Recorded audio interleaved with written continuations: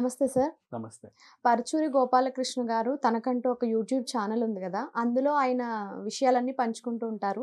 అలాగే ఇప్పుడు 'దేవరా' సినిమా మీద కూడా ఆయన ఒక మాట చెప్పారనమాట. అదేంటంటే, ఇంకొకటి కనుక కొంచెం యాడ్ చేసుంటే సినిమా పక్కాగా 1000,00,00,000 వరకు రాబట్టేది. అంటే ఇంకా ఉంటే ఇంకా బావుండేది ఆయన చెప్పారు కదా! అదేంటంటారు ఆ సీన్ అసలు? పరుచూరి గోపాలకృష్ణ గారు ఒక యూట్యూబ్ ఛానల్ పెట్టుకొని సినిమాలు గినిమాలు అన్నయిన తర్వాత ఒక నెల రోజులకో ఏదో చక్కగా కూర్చొని వాటిని బాగా విశ్లేషించి, ఇది ఇట్లా ఉంటే బావుంటది, అట్లా ఉంటే బావుంటది అని చెబుతా వస్తున్నారు. చాలామంది కొత్త వాళ్ళకి, కొత్తగా వచ్చే ఇండస్ట్రీకొచ్చే రైటర్స్‌కి ఈయన సీనియర్ రైటర్ కాబట్టి, ఈయనను చూసి ఇన్‌ఫ్లూయెన్స్ అయ్యి పాపం నేర్చుకునే వాళ్ళు గూడా చాలామంది ఉంటారు. నేర్చుకోవచ్చు. ఒక గురువు స్థానంలో ఉన్న వ్యక్తి. కానీ ఓవరాల్‌గా నేను చెప్తున్నాను విను. పరుచూరి గోపాలకృష్ణ అనేది సమాజంలో ఒక ఇండివిడ్యువల్ క్యారెక్టర్.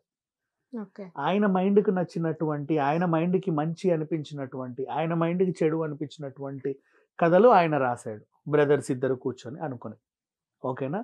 అఫ్‌కోర్స్ వాళ్ళు రాసిన కథలు బాగా హిట్, బోల్డ్ అనే సినిమాలొచ్చాయి. పెద్ద పెద్ద సినిమాలు ఆడాయి. ఆడినవి ఉన్నాయి, ఆడనివి ఉన్నాయి.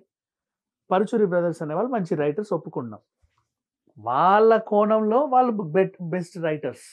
ఓకే. మిగతా వాళ్ళ కోణంలో ది వరస్ట్ రైటర్స్ అని కూడా అనొచ్చు. ఓకే. అంతే. ఇప్పుడు లవ్ స్టోరీల వైస్‌గా వచ్చేవాళ్ళు ఏందో రాస్తాడు. ఫైట్‌లు అంటాడు, యాక్షన్ అంటాడు. సోది ఏమి ఉండదని యాక్షన్ థ్రిల్లర్స్ చేసేవాళ్ళు అంటారు. లవ్ స్టోరీలు చేసేవాళ్ళు అంటారు. ఫ్యామిలీ కథలు రాసేవాళ్ళు అంటారు. ఇట్లా ఉంటాయి. ఇప్పుడు ఆర్ నారాయణమూర్తి గారు ఉన్నారు మా 'విప్లవం.' ఆయనది ఒక సెపరేట్ పందా. నువ్వు ఆయనతో లవ్ స్టోరీ తీస్తావా? ఆ! అవ్వదు. మరి ఇప్పుడు నేనొచ్చి చెప్తా. ఆర్ నారాయణమూర్తి సినిమా ఒకటి తీసుకున్నా. 'ఒరేయ్ రిక్షా.' హ్మ్.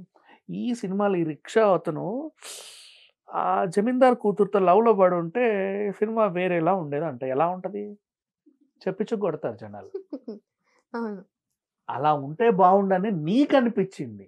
నా ఉద్దేశ్యం అది. తన ఉద్దేశ్యం. ఇప్పుడు పరుచూరి గోపాలకృష్ణ గారి కథలన్నీ ఇప్పుడు తను చెప్పే విషయాలు, విశ్లేషణ అంతా కూడా ఓకేనా? సమగ్రంగా అందరూ యాక్సెప్ట్ చేసేటువంటివి కాదు. ఆయనకనిపిచ్చింది ఆయన జెప్తున్నాడు. ఫస్ట్ అలా చూడండి. ఓకేనా? నెక్స్ట్ 'దేవర' గురించి. కొరటాలకనిపిచ్చింది కొరటాల రాసాడుమా. ఆయనకనిపించిన ఆయన భావాన్ని గూడా మనం గౌరవించాల్సిన అవసరం ఉంది గదా! ఇలా ఉంటే బావుండేదేమో ఈయన అనుకున్నాడు. అలాగే ఉంటే బావుంటదని ఆయన అనుకున్నాడు. నెక్స్ట్ అది కథ అనేది కట్ అయిపోతే ది ఎండ్ అయిపోతే ఎవరైనా సరే ఎంత పెద్ద మనిషి అయినా సరే కూర్చొని విశ్లేషించొచ్చు చక్కగా. ఇట్లా ఉంటే బావుండేది, అట్లా ఉంటే బావుండేది అని. ఒక పార్ట్ 2 సీక్వెల్ ఉన్న తర్వాత నువ్వు ఏ సినిమా గురించి మాట్లాడడానికి లేదు. ఓకే. ఆయనకేమనిపించిందో నెక్స్ట్ పార్ట్‌లో చెప్తాడేమో. నువ్వెవరు ముందే విశ్లేషణ చేయడానికి? ఆయనకిది ఇప్పుడే కాదు తర్వాత చెప్పాలని కూడా అనిపించొచ్చు. నువ్వు చెప్పిన పాయింట్ ఆయనకు కూడా నచ్చిండొచ్చు. దాన్ని ఇంకోలాగా మలిచి సెకండ్ పార్ట్‌లో పెట్టొచ్చు. నీకు తెలీదు. ఎప్పుడు ఎవరి కథలని విమర్శించడం చాలా తప్పు. ఎంత సీనియర్ రైటర్ అయినా సరే. అఫ్‌కోర్స్ వాళ్ళు సీనియర్ రైటర్సే. కాకపోతే వాళ్ళ పందాలో వాళ్ళు సీనియర్ రైటర్స్. అన్ని పందాలు వాళ్ళకి సెట్ అవ్వవు. ఇప్పుడు ఇదే పరుచూరి గోపాలకృష్ణ గారు 'విరూపాక్ష' సినిమాని రాయలేడు. ఆ 'చేతబడి' సినిమాని ఈయన రాయలేడు. రాయలేడు అంతే. ఎందుకు? రాయగలడు. కానీ ఆ డైరెక్టర్ రాసినంత గొప్పగా ఈయన రాయలేడు. ఈయన వేలో ఈయన ఈయన రాస్తారు. వేలో ఈయన రాస్తాడు. ఇంకో మాట గూడా అన్నారు. అంటే ఈ సినిమా మిక్స్డ్ టాక్ వచ్చింది. కొంతమంది బాలేదన్నారు, బాగుందన్నారు. అంటే ఎన్టీఆర్‌ని బేస్ చేసుకొని ఈ సినిమా చూసారు. ఇన్ని కోట్లు గూడా వచ్చినాయంటే ఎన్టీఆర్‌ని చూసే వచ్చినాయని గూడా అన్నారాయన. ఇది కరెక్ట్ అని అంటారా? ఇవాళ రేపు హీరోలను చూసి ఏది అవ్వట్లేదమ్మా. డైరెక్టర్‌లకు గూడా కొంచెం క్రెడిట్ ఇవ్వండి. కొరటాల గారి సినిమా అది. అందులో హీరోగా ఎన్టీఆర్ చేశారు. ఈయన అంత బాగా చేశాడు కాబట్టి ఆ సినిమా అవుట్‌పుట్ అంత బాగా వచ్చింది. అలాగే ఆయన అంత బాగా తీశాడు కాబట్టి ఈయన అంత బాగా చేశాడు. అంటే ఆయన చెప్పిందే ఈయన చేస్తాడుగా. అంతకు ముందు మూవీ గూడా పోయింది గదా! 'ఆచార్య'. సో అది కొరటాలది కాదు. ఓకే. కొరటాలది కాదది. కొరటాల పేరు పెట్టుకున్నారు అంతే. ఓకే. మరి ఆ కొరటాల శివ ఇంకెవరో మరి మనకు తెలీదు. ఓకే. అట్లాంటి మనిషి ఇంకొకడు ఉండొచ్చేమో. అది కొరటాలది కాదు. నెక్స్ట్ అసలు విషయానికొస్తే నీట్‌గా తనో సినిమా తీసుకున్నాడు.